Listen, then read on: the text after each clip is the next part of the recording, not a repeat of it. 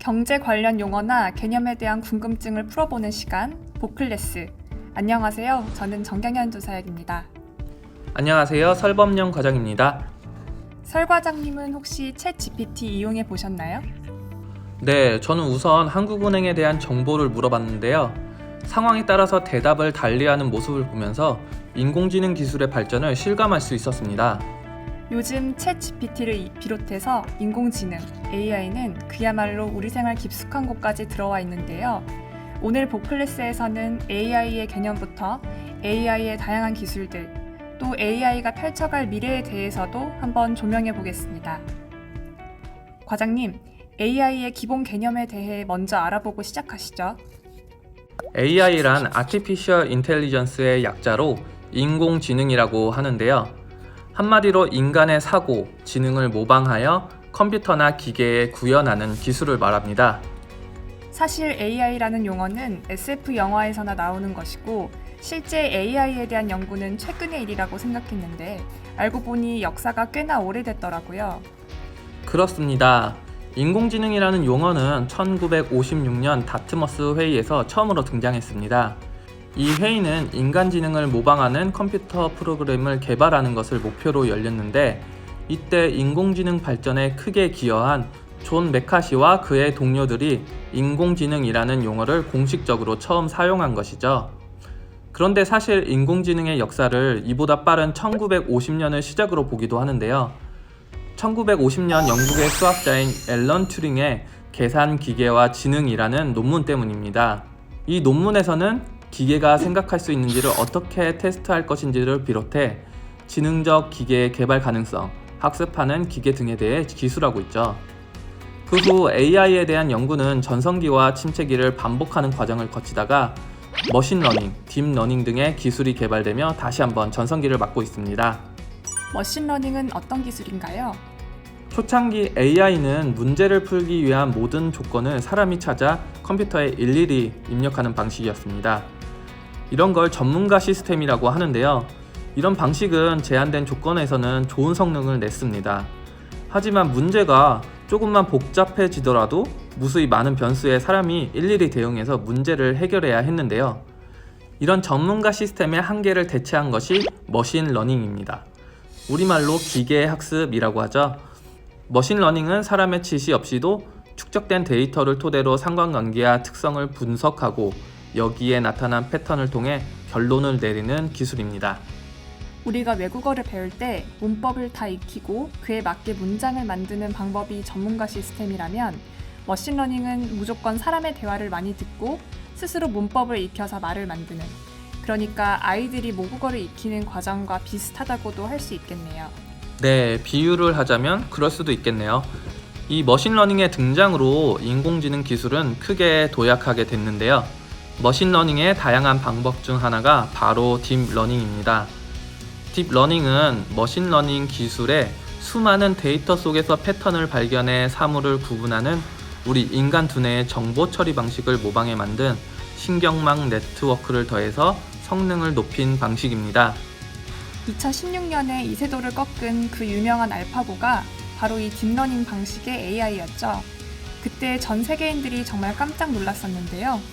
네, 그 딥러닝 기술로 AI는 그야말로 사람의 능력을 능가하는 모습을 보여주었습니다. 하지만 아무리 그래도 인공지능이 절대 인간을 따라할 수 없을 거라고 믿는 분야가 있었죠. 바로 예술, 창작 분야입니다. 그런데 이 선입견도 이제 바뀌게 됐어요. 왜냐하면 기존 데이터를 기반으로 새롭고 독창적인 콘텐츠를 만드는 AI가 등장했기 때문입니다.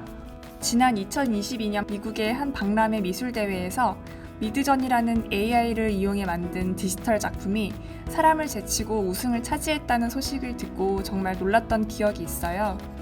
네, 그게 바로 생성형 AI입니다. 생성형 AI는 데이터의 패턴과 관계를 학습한 다음에 해당 정보를 기반으로 새롭고 유사한 예제를 생성해내는 기능을 탑재해서 독창적인 콘텐츠를 만들 수가 있습니다.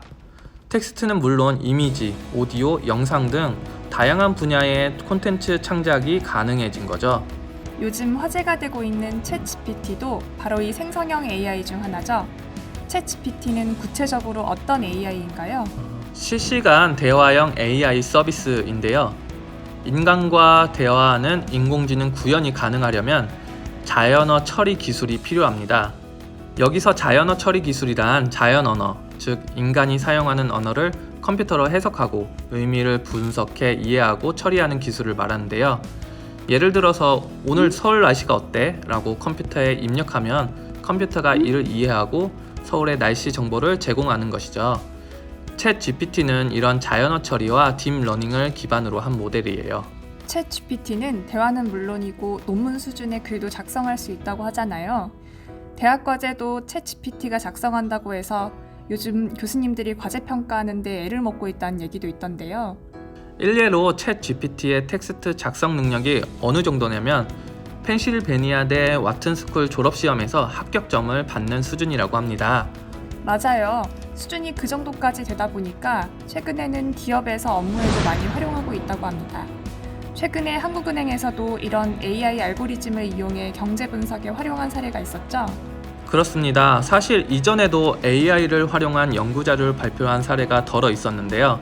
얼마 전 나온 보고서의 경우에는 기업 분석 전문가인 증권사 애널리스트들이 작성한 12만 8천 건의 기업 평가 보고서를 빅데이터로 구축하고 이로부터 유의미한 경제적 정보를 추출해낼 수 있다는 내용을 담고 있습니다.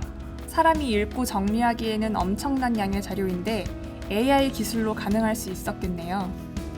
네, 구체적으로는 수치로 나타나는 지표는 제외하고 오로지 텍스트에 나타나는 정성적 정보만을 이용했는데요. 자연어 처리 기술과 데이터 마이닝 기법 등 다양한 통계 기법을 이용해 텍스트 정보를 가공하고요. 그리고 그 결과를 바탕으로 새로운 정량 지표도 제시하였어요. 그 어마어마한 분량의 텍스트를 분석해서 과연 어떤 결과를 도출했는지도 궁금해요. 분석 결과 새롭게 제시한 텍스트 지표가 GDP, BSI 등 거시경제 지표를 예측하고 산업별 변동 요인을 파악하는 데에도 유용한 것으로 나타났습니다. AI 기술 발전이 사람이 하기 어려운 부분까지 보완해주면서 경제를 분석하는 데에도 도움을 준 것이죠. AI 등 통계 기법이 발달하면서 앞으로 경제 분석 업무가 더 신속하고 효율적으로 이루어지겠다는 생각이 듭니다. 또한 이런 AI의 영향력이 앞으로 우리 산업 전반에 상당히 커질 것 같습니다. 이미 AI의 영향력은 글로벌 시장에서 빠르게 확대되고 있어요. 우선 챗 GPT만 봐도 그렇습니다. 오픈 AI가 지난해 11월 30일에 챗 GPT를 런칭했는데요. 출시 2달 만에 사용자가 1억 명을 돌파했습니다. 이렇게 월간 활성 이용자 수가 1억 명에 도달하는데 틱톡은 2년, 인스타그램은 2년 6개월, 유튜브는 2년 10개월이 걸렸다는 걸 생각해보면 상당히 빠른 시일 내 성장세를 보인 거죠. 지금 글로벌 빅테크 기업들도 챗 GPT의 대항마로 앞다퉈 새로운 AI 서비스 출시를 예고하고 있는데 우리나라는 어떤가요? 우리나라도 빅테크 기업, 통신사를 중심으로 생성형 AI 모델들을 개발 중에 있는 것으로 알고 있습니다. AI 기술의 발달로 노동력과 비용이 절감되어 업무 효율성이 크게 높아졌다는 긍정의 목소리가 많습니다. 대표적인 예가 2014년 말레이시아의 국적항공사인 에어아시아가 비행에 AI를 도입하며 연간 약 100억 원의 연료비를 절감했다고 하죠. 하지만 AI를 향한 우려의 목소리도 들려오는데요. 학습되지 않았거나 예측하지 못한 상황이 발생하면 AI가 완전히 엉뚱한 결과를 내놓기도 한다고요. 네, 맞습니다. AI가 범하는 오류들에 대한 사례가 알려지면서 기업들의 주가에 영향을 미치는 경우도 있습니다.